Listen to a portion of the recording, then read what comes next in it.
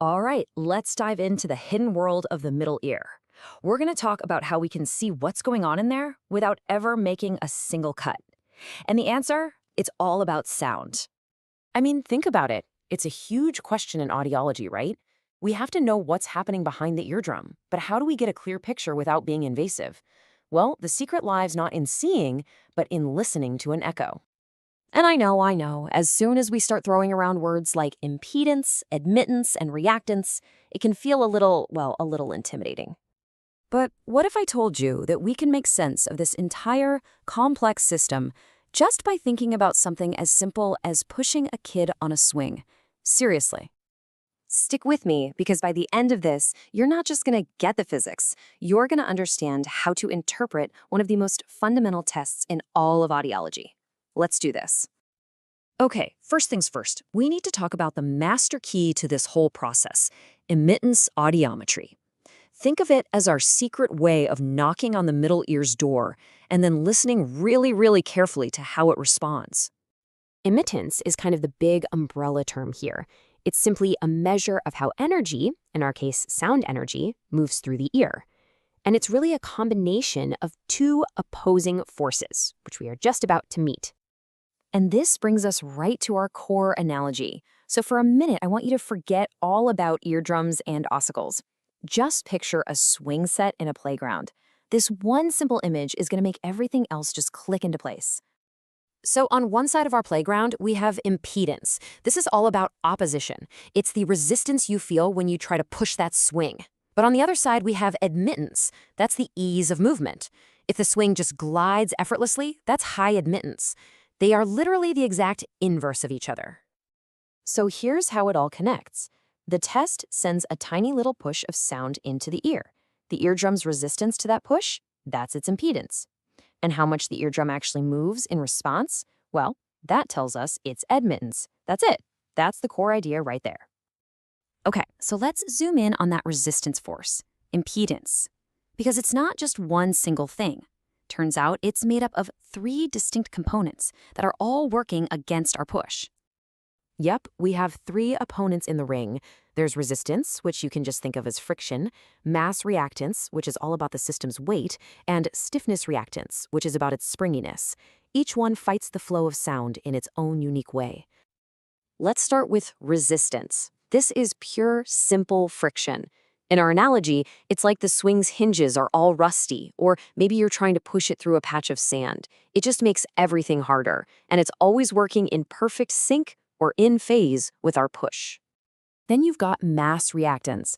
This is all about inertia, basically the weight of the system. Imagine the swing has a really heavy, solid seat.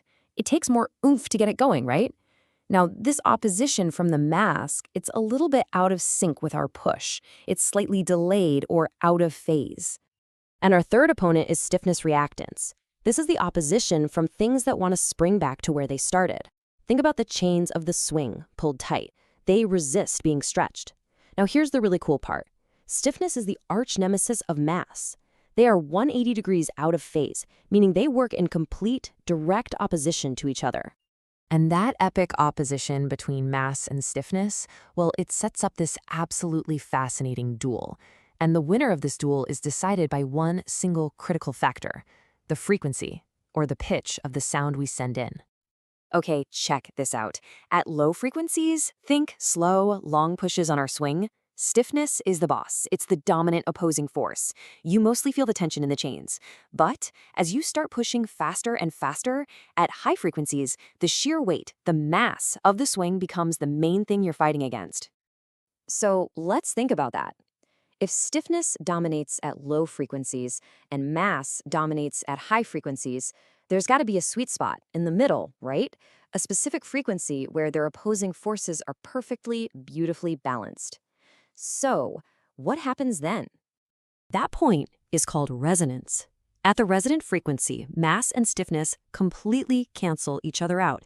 Their epic duel ends in a perfect tie. And at that one specific moment, the only thing left opposing our push is simple friction. The system moves with the most efficiency possible. It's just perfect flow. And here's the actual science that backs up our entire analogy.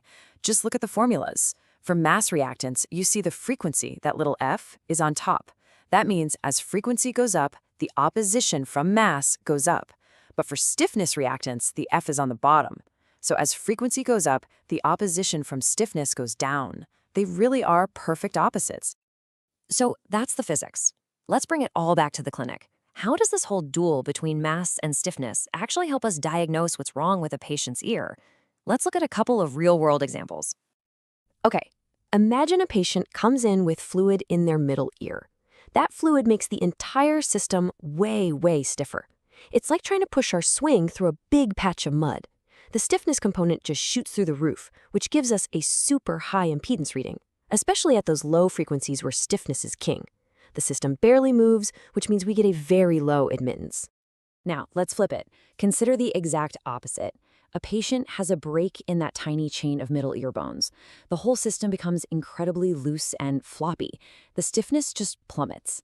In our analogy, it's like the chains on the swing have gone totally slack. Now, even the tiniest little push sends it flying. This gives us an extremely low impedance and a crazy high admittance. So the next time you perform this test, just remember, you're not just sending a tone into an ear canal. You are asking the ear a very specific physical question. How much do you resist my push? And the energy that bounces back, that's the ear's beautifully precise answer, telling you everything you need to know. And there you have it. By mastering this one simple analogy, you've unlocked an incredibly powerful diagnostic tool. It just goes to show that even the most complex medical tests can become clear when you find the right way to look at them. So, what should we break down next?